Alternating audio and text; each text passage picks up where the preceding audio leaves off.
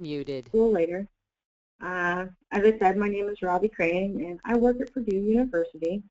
I attended my first SIGUCCS conference in San Diego in 2011, and this will be my 4th year participating in the mentoring program. My first year I was a mentee, and I felt like it was very successful for me.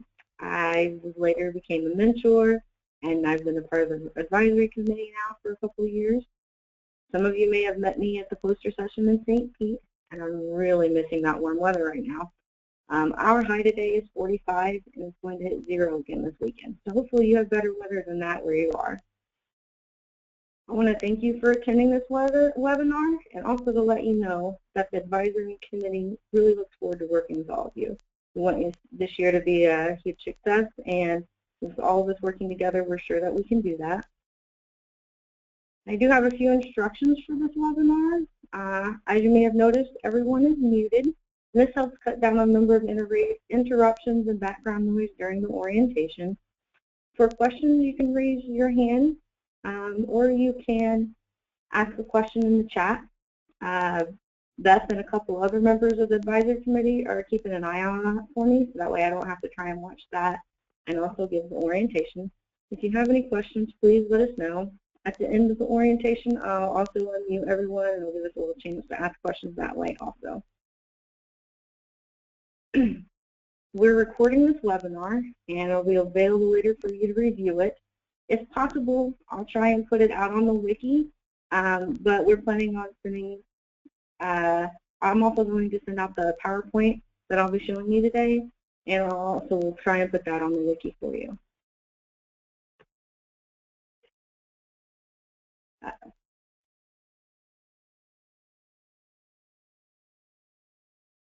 All of you filled out questionnaires so that the advisory team could match you up well with a mentor or mentee that would bring out the skills that you have or help you work on the things that you wanted to work on. We looked at all of the information that you provided us with, and then we attempted to match you with someone that's going to complement you.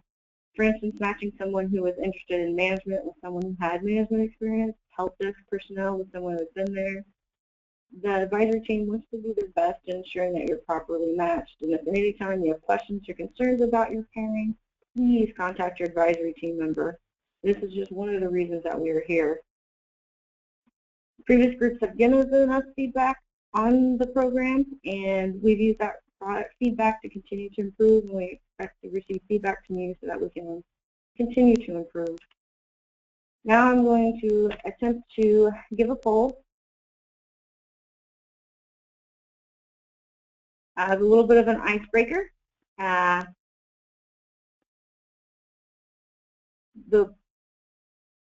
You guys could answer the poll, I would appreciate it. That way maybe I'll also know it's working. This is just a little trivia to get you warmed up, thinking about something besides, you know, the hopefully 3-day weekend you have coming up.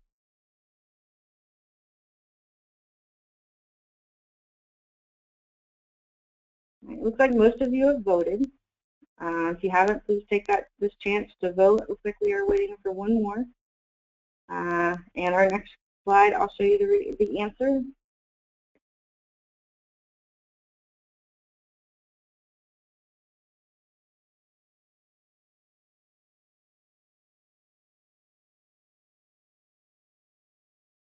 The answer is lottery tickets.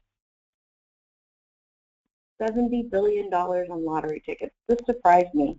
My office mate shared this earlier this week, and I thought I'd share it with you guys. But you can see where we like to spend our money as Americans, I guess. All right, enough with the play.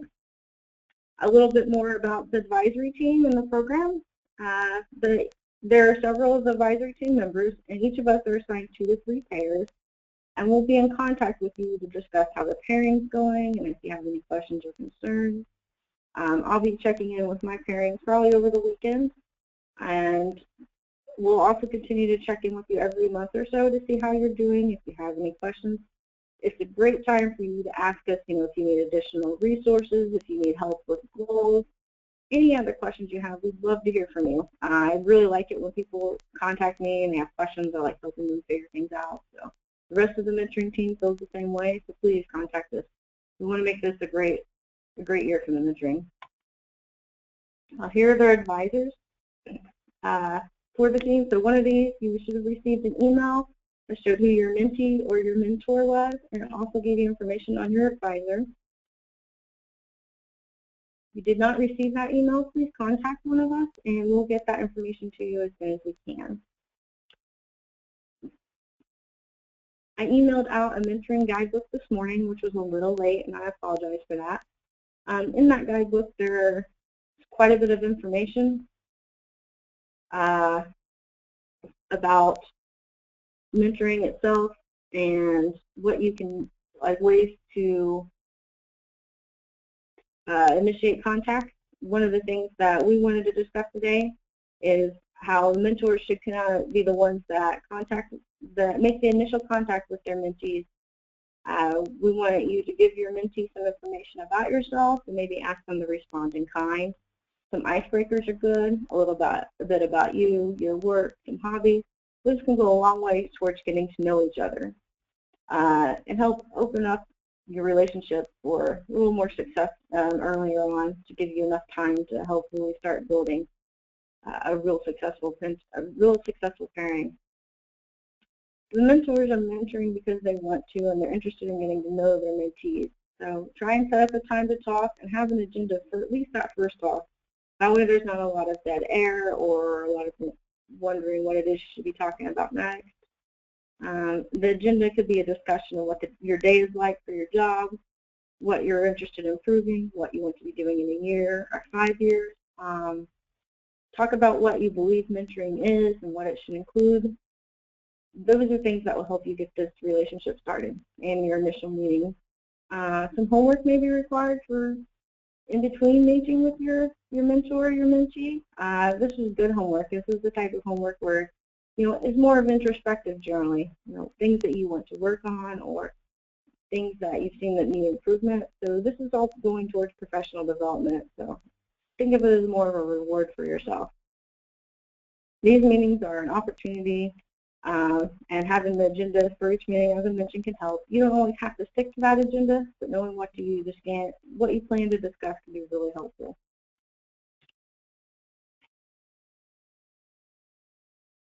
There are some requirements we have for this program, and one of the biggest requirements, as I've written on the slide, is a minimum of 1 time each month you should be making contact with your mentor or mentee. When you became a part of this program or agreed to become a part of the program, you stated that you would put the minimum amount of time into the program, and we're asking this. A lot of pairs, they end up spending more time than that, and that's fine. We like to see that, but please, at least a minimum of an hour each month that you should be spending on this.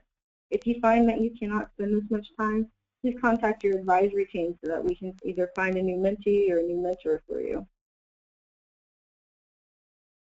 or find a new mentee or mentor for the pairing. When I mention here, determine how and when you want to connect. Some people like to connect during the business hours. Some people just like to connect after hours.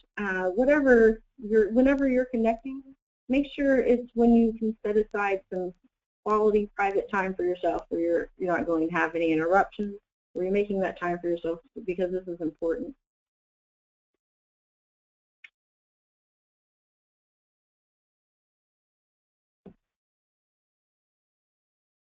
Some of the ways that you can learn more about yourself and others, or maybe for a position that you're looking for, is by reading. There are some books on Amazon, such as Strengths Finders. We're going to talk about that a little bit more, but the idea is to help you get past your initial questions about what it is you should be looking for and what your strengths are and what you need to work on, and hopefully this pairing helps with that. StrengthsFinder.com, there is a quiz or a survey on there, and it asks you several questions, and it'll give you your top 5 strengths out of possibly 30-some, and it'll give you suggestions on how to improve your communication and other areas. You can buy this book for somewhere between $10 and $15 on Amazon. It depends on what version you're most comfortable with. And what's really important is the access code that allows you to take the test online. There are also some free options out there for something similar. I don't have very many choices on you, but you can feel free to Google those. Several come up. So maybe something that you and your mentee or your mentor agreed on would be most useful for you in this area. The SIGUCCS Wiki. I mentioned the Wiki earlier, where I would post hopefully the PowerPoint and maybe the recording. I'm not sure if the recording is going to be able to go there or not. But this is where we'll post information for you. If you're in this program, you do have access to this. And if you have feedback on this Wiki, please send us that feedback. We'd be more than happy to take your advice into consideration. We are looking to maybe do some updates here before too long. And if you have additional resources that you found helpful, maybe books to read, other surveys, maybe even anecdotes that you feel will be helpful, please feel free to send them to me if you like. The advisory committee will look those over and we'll determine what we think needs to go on the Wiki and that would be useful for everyone.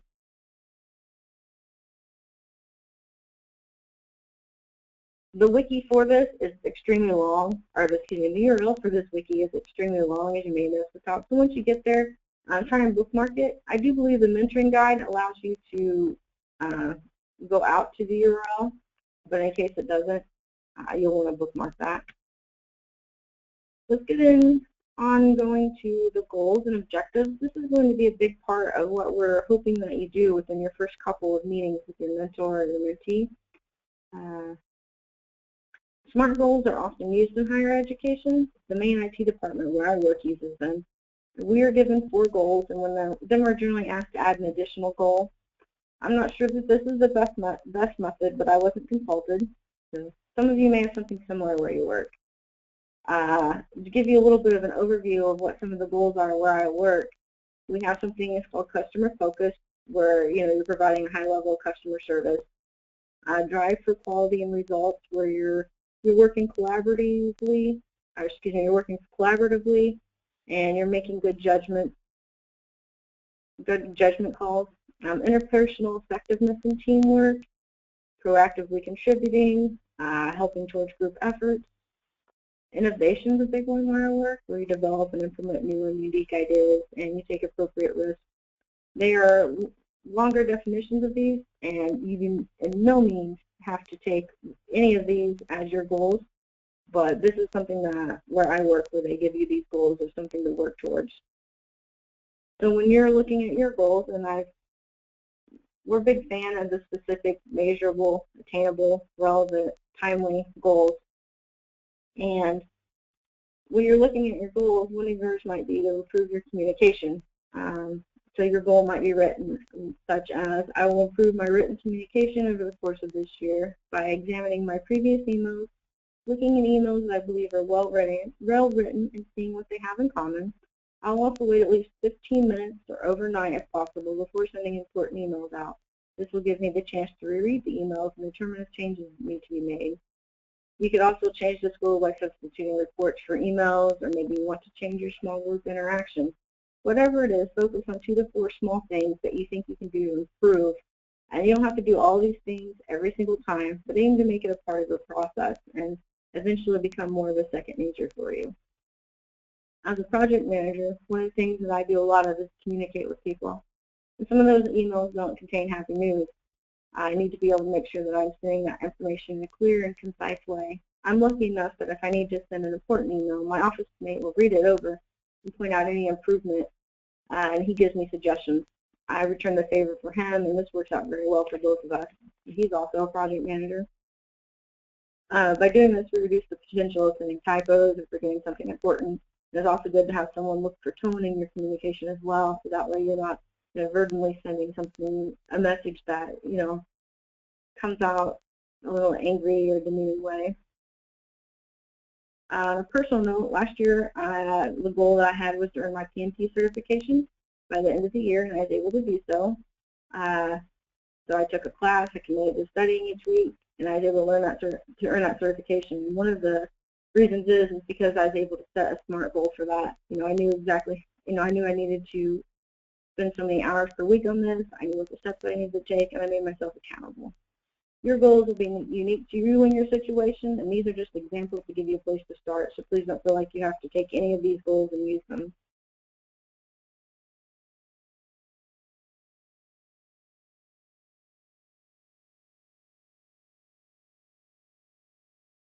Each year we send out a survey asking for the people that have participated in the mentoring program, and ask them for any comments or concerns or what they really liked or what they didn't about the program, ways we can improve. And a lot of times we do quotes, but instead of doing quotes, I pretty much just pulled from what I saw from the previous surveys.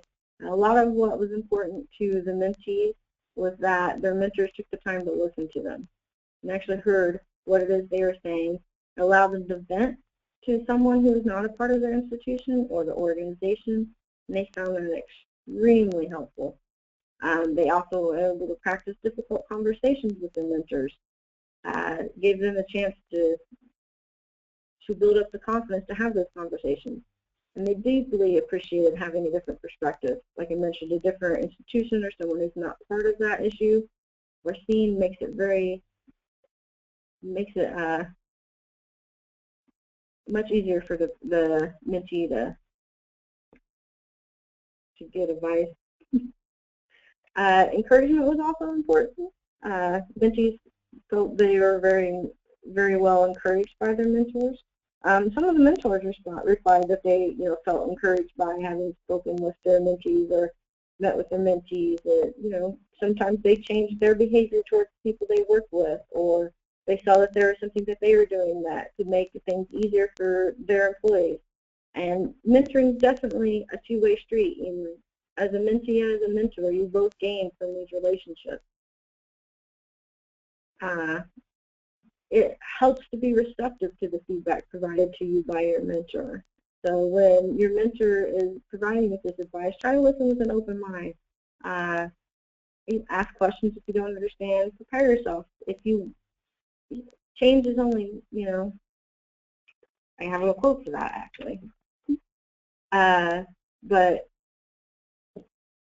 suggestions from the previous participants, these are all things that our previous mentors and mentees wanted others to know, that positives from the program that they've received. A lot of what we've talked about already. Create a contract of commitment. So this is something that we find that I know that people have a difficult time doing. Sometimes it's really difficult to make time for yourself, especially when people all need a piece of your time, or like right now for my school, it's the first week of classes, and it's extremely difficult to carve out any time that isn't involved with helping with projects or instructors. And this goes back to where I mentioned, create that quiet time for yourself away from everyone else, or in a conference room maybe, so that way you can make this a commitment. This is something you're doing for yourself, and it's up to you to make yourself accountable for helping to make this work. This is my quote about hard work. I believe that if you work really hard, you may not always reach your dreams, but you're going to get close, or you may find that your dreams change.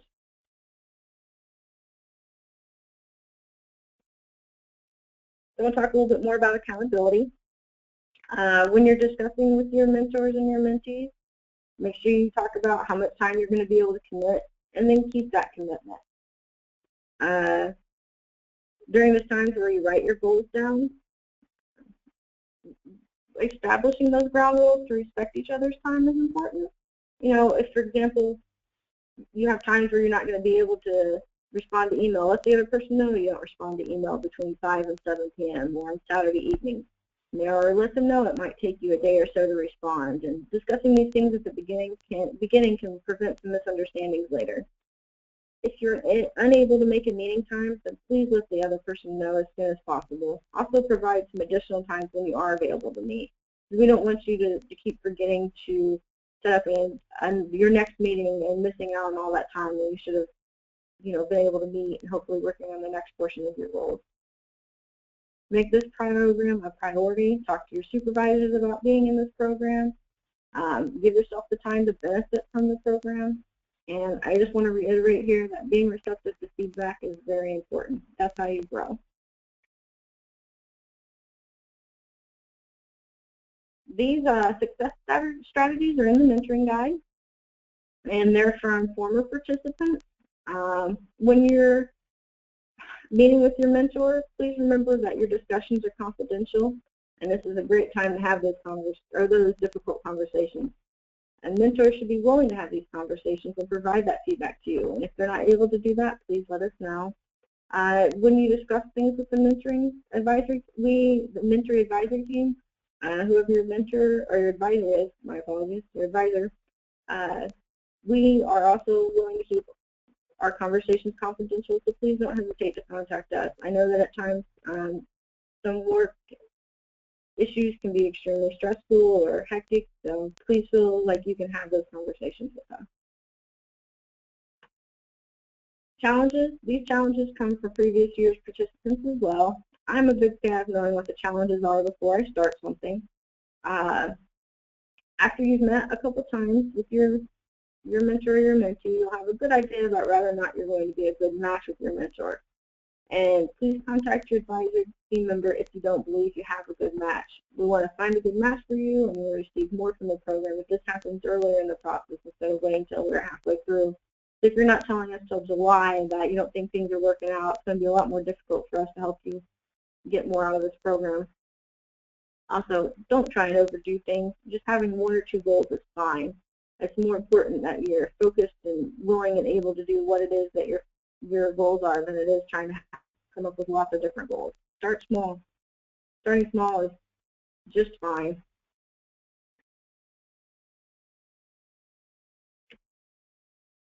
So we have Hangouts. We call them Hangouts because we used to use Google, but Google has a limit on the number of participants. You're going to be receiving a doodle poll probably today or early next week. Please fill it out. We're going to use that information from the doodle poll to finalize times for the session. The Hangouts are generally monthly, and we want to know if you're most available in the morning or in the afternoon or certain days of the week. Then we'll send out the invitation. Please put these on your calendars. We're combining the sessions this year. Previously we had a mentor session and then a mentee session. This year we're just going to have one session, and we'll also record the beginnings of the session. So we generally talk about something like maybe customer focused or goals. So during that portion we'll record, but then we'll stop the recording and we'll allow people to have a more open discussion. So the people that aren't there will be able to learn from what was discussed, but that people that want to have a little more open communication are able to talk about any concerns or their experiences without worrying about that being recorded.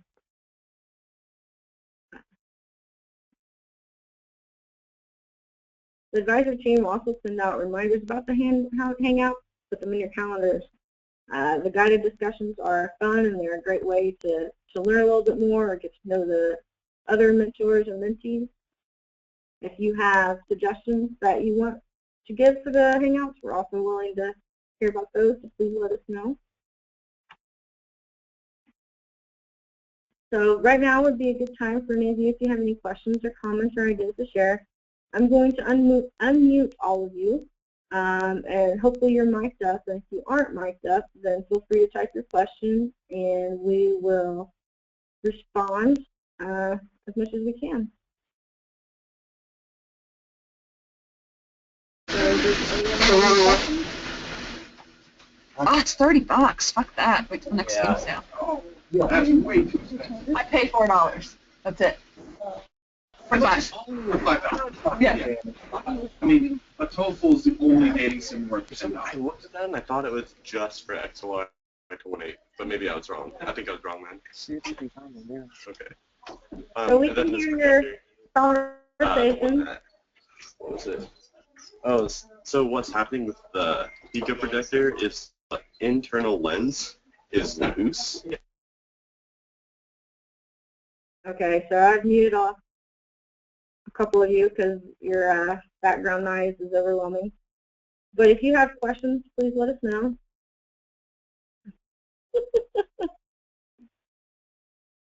The question is, if the combined hangouts of both mentors and mentees is a success, is there consideration of allowing someone to be both a mentor and a mentee at the same time? Scott, I do not know the answer to that, but I'll take that back to the committee, and we'll see what they say, and we'll kind of go from there. Thank you for asking that question. Are there any other questions?